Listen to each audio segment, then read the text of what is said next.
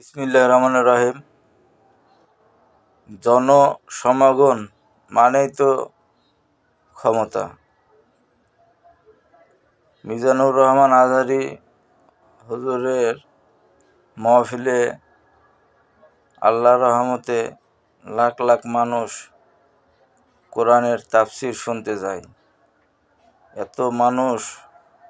এত মানুষের ঢল, এত কোরআনের মাহফিলের জোয়ার, কিছু কিছু দুষ্টু লোকের মনের মধ্যে অশান্তি, কিছু কিছু মানুষ দেখে হিংসায় তাদের বুক ফাইটে গেছে।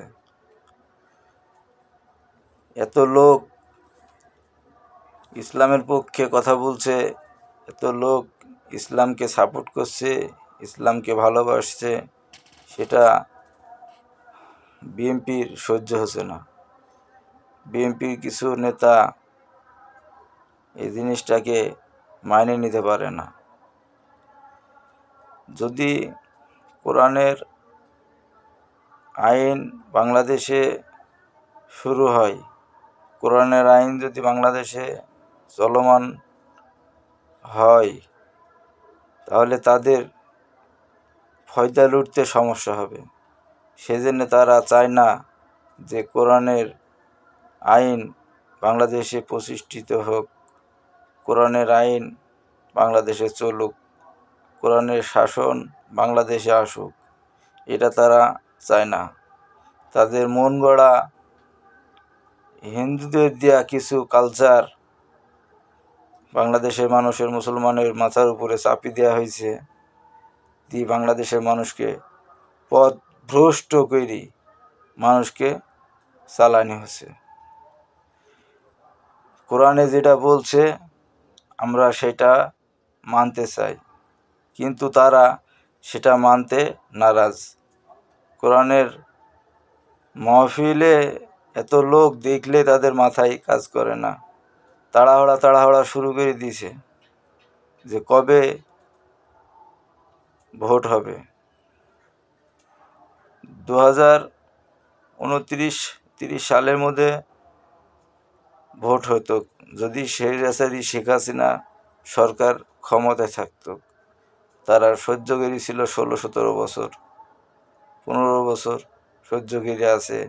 নির্যাতনের শিকার তারা, নির্যাতন বুকে চাপা নিয়ে আছে। আর এখন ডক্টর ইউনূস স্যার সরকার ক্ষমতায় আসার পরে তারা ভোটের জন্যে পাগল হয়ে গেছে। বলছে 2025 সালের মাঝামাঝি ভোট দিতে হবে। তাড়াহুড়া করছে। কি স্বার্থ তাদের? এত তাড়াহুড়া করে ভোট নেওয়ার। দেখছে যে ইসলামের যে জোয়ার যদি এভাবে চলতে থাকে, তাহলে বিএনপির খাওয়া নাই। এটা তারা ভালো করেই বুঝতে পারছে। বোঝার কারণে তাড়াতাড়ি ক্ষমতা দখল করার জন্যে তারা একবারে উঠে পড়ি লেগেছে। তাড়াতাড়ি ভোট দিতে হবে। যারা শহীদ হলো, যারা হাত হারালো, পা হারালো, চোখ হারালো, তাদের পরিবার হারালো, যারা শহীদ হয়ে মারা গেল, তাদেরকে ভালোবাসি, তাদের জীবনের যে জীবন উৎসর্গ করলো যে জন্যে, সেই জিনিসটার প্রতিষ্ঠিত করা বাদ দিয়ে ভোট লিপেড়িছে। ভোট জানে যে বিএনপি সরকার বড় দল ক্ষমতায় আছে, আওয়ামী লীগের পরে স্থান বিএনপির, এটা তাদের মনে করি তারা আছে। এই 16 বছরের মধ্যে মানুষ যে নির্যাতন হয়েছে, ইসলামের যে একটা ইসলাম প্রচার, মানুষ যারা ইসলাম প্রিয় মানুষ, যারা ইসলামকে ভালোবাসে, আল্লাহর দ্বীনকে ভালোবাসে, কোরআন সুন্নাহ মাইনে চলতে চায়, তাদেরকে বাধাগ্রস্ত করা হয় সব সময়। বাংলাদেশের মানুষ সৎ পথে থাকি সিন্ডিকেট, দুর্নীতি, দখলদারি এসব থেকে মুক্তি চায়। তারা সুন্দরভাবে জীবনযাপন করতে চায়, তারা কোরআন মাইনে জীবনযাপন করতে চায়, কিন্তু তারা এই পথে যাওয়ার জন্যে নারাজ। তারা ভোট নিয়ে বেরিয়েছে। তাদের চোখের সামনে শহীদ পরিবারকে আগে থাকার দরকার ছিল। তাদের দেশ বাঁচানোর জন্যে ইন্ডিয়ার যে বর্ডার গার্ডে কাঁটাতারে বেড়া দেওয়া হয়েছে, বাংলাদেশে মাটি দখল করতেছে, সেই জায়গায় তাদের কোনো প্রতিক্রিয়া নাই। তারা সেই জায়গায় কথা বলে না, সেই জায়গায় তারা যায় না। তারা দেশ নিয়ে পড়ে আছে। তারা দেশ শাসন করবে, দেশের যে মাটি চুরি হয়ে যাচ্ছে সেই জায়গায় তো যায় না। দেশের যে মানুষ অন্যায়ভাবে নির্যাতিত হয়েছে সেই জায়গায় যায় না।